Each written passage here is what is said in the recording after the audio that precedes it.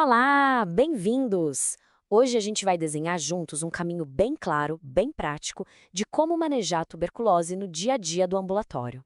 Então, vamos começar com um caso clássico, daqueles que com certeza vão aparecer na rotina da pneumologia. Chega um paciente assim, e agora? O que fazer? Saber o passo a passo a partir daqui é fundamental. Bom, tudo começa aqui, nesse primeiro contato. A suspeita clínica é a peça-chave.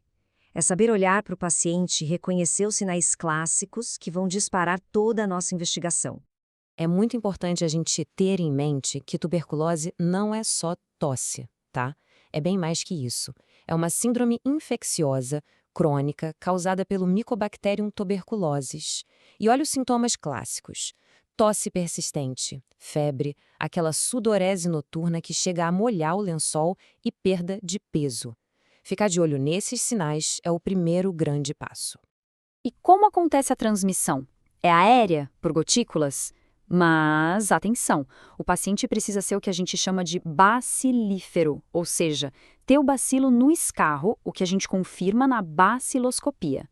A boa notícia é que depois de uns 15 dias de tratamento, o risco de transmissão cai para quase zero. Isso é crucial para orientar o paciente e a família. Ok, então como a doença se desenvolve no corpo? Existem basicamente duas caras da tuberculose, a forma primária e a pós-primária. Entender essa diferença é o que vai nos ajudar a entender o quadro clínico de cada paciente. Olha que interessante essa comparação.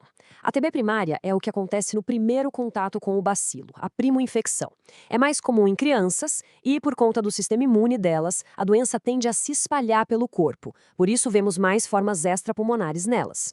Já a pós-primária, que é a que a gente mais vê em adolescentes e adultos, é a reativação de uma infecção que estava ali, dormindo, latente, geralmente acontece por uma queda na imunidade e aí ela se manifesta tipicamente no pulmão. E no raio-x, como a gente vê isso, os achados costumam ser bem diferentes. Na TB primária, podemos encontrar uma consolidação, derrame pleural ou aquele padrão de árvore em brotamento. Agora, na pós-primária, o achado clássico, aquele que praticamente grita a tuberculose, é a cavitação. E onde? Tipicamente lá nos ápices dos pulmões. E por quê? Simples. É onde tem mais oxigênio e o bacilo adora oxigênio. E não vamos esquecer, tuberculose não é só no pulmão.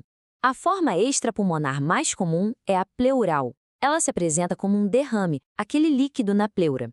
O que mata a charada nesses casos? A análise desse líquido. Se ele for um exsudato, com muitos linfócitos, e a dosagem diada, a adenosina deaminase, vier acima de 40, a suspeita de TB pleural é altíssima. Certo. A suspeita clínica e radiológica está alta. E agora? Como a gente bate o martelo no diagnóstico? Vamos ver as ferramentas que temos na mão. Hoje em dia, a primeira escolha, o que a OMS recomenda, é o teste rápido molecular para TB, o TRM-TB, também conhecido como GeneXpert. Ele é uma virada de jogo, porque é rápido, o resultado sai em umas 2 horas, e ele já faz duas coisas de uma vez. Detecta o DNA do bacilo e, importantíssimo, já verifica se há resistência à rifampicina, uma das principais drogas do tratamento. Mas os exames clássicos, eles ainda têm seu lugar? A baciloscopia, ou BAR, é a pesquisa do bacilo no escarro. E a cultura continua sendo o padrão ouro, apesar de demorar bastante, de 45 a 60 dias. Agora, uma dica de ouro para o ambulatório. Se o quadro clínico e o raio-x são muito sugestivos, mas o BAR vem negativo, não espere. A gente começa o tratamento e aguarda a cultura. A clínica soberana. Ok, e o PPD e o IGRA, onde eles entram? Aqui tem um ponto que gera muita confusão. Atenção! PPD e IGRA não servem para diagnosticar tuberculose ativa, a doença. Eles servem para investigar a infecção latente, ou seja, aquele indivíduo que teve contato com o bacilo, mas não está doente. A diferença principal? O PPD pode dar falso positivo em quem tomou a vacina BCG. Já o IGRA, que é um exame de sangue, não sofre essa interferência. Mas, de novo, paciente com sintoma, o caminho é investigar o escarro. Diagnóstico fechado, hora de tratar. Felizmente, o tratamento para tuberculose é padronizado e muito eficaz. O esquema padrão dura 6 meses e é dividido em 2 fases. Nos primeiros 2 meses, a gente entra com tudo. É a fase intensiva, com 4 drogas, o famoso esquema RIP.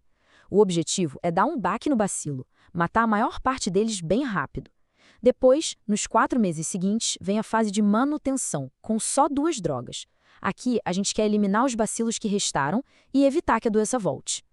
E como a gente calcula a dose? É bem simples, por faixa de peso. Essa tabelinha aqui é o pão de cada dia no ambulatório. É por isso que o paciente tem que voltar todo mês. Ele vai melhorar, vai ganhar peso e a gente precisa ajustar a dose dos comprimidos. Acompanhamento mensal é obrigatório. Bom, mas o tratamento tem efeitos colaterais importantes. A gente precisa conhecer e monitorar. A rifampicina, por exemplo, deixa a urina laranja. Tem que avisar o paciente para não assustar. A isoniazida pode dar neuropatia, por isso a gente suplementa com vitamina B6. A pirazinamida é a que mais pode afetar o fígado. E o etambutol pode causar neurite óptica, então tem que perguntar sobre a visão. É um checklist em toda a consulta. E se o fígado reclamar? Se as enzimas hepáticas subirem muito? Tem um protocolo bem definido. Primeiro, suspende tudo. Espera uma semana, repete os exames. Se melhorou, a gente começa a reintroduzir as drogas uma a uma, com calma. Começa com rifampicina e etambutol, depois isoniazida e por último a pirazinamida, que é a mais hepatotóxica. É um passo a passo que precisa ser seguido à risca. Certo, já sabemos diagnosticar e tratar a doença ativa, mas o trabalho não para por aí. Lembra da infecção latente? A gente precisa lidar com essa ameaça que está oculta. Olha esse número. Estima-se que 1/4 da população mundial tem a infecção latente. É um reservatório gigantesco do bacilo. Por isso que rastrear e tratar a infecção latente em grupos de risco não é só cuidar de um indivíduo. É uma estratégia de saúde pública fundamental. Mas quem a gente deve rastrear? Não é para sair fazendo PPD em todo mundo. O foco são os grupos de alto risco de adoecer. Quem são eles? Contatos próximos de quem tem TB ativa, pessoas com HIV, pacientes que vão começar a usar drogas imunossupressoras e, claro, nós, os profissionais de saúde. A gente também está nessa lista. E essa frase aqui resume tudo. Tratar a infecção latente é a chave para a gente conseguir prevenir que novos casos da doença apareçam no futuro. É agir antes do problema acontecer de fato. Então, para fechar, fica uma reflexão. O tratamento de 6 meses é só o começo. Como garantir que o paciente vai tomar todos os remédios? Como evitar que a doença volte? O manejo da tuberculose vai muito além da prescrição. Envolve apoio social, educação, uma visão de saúde pública para realmente fazer diferença.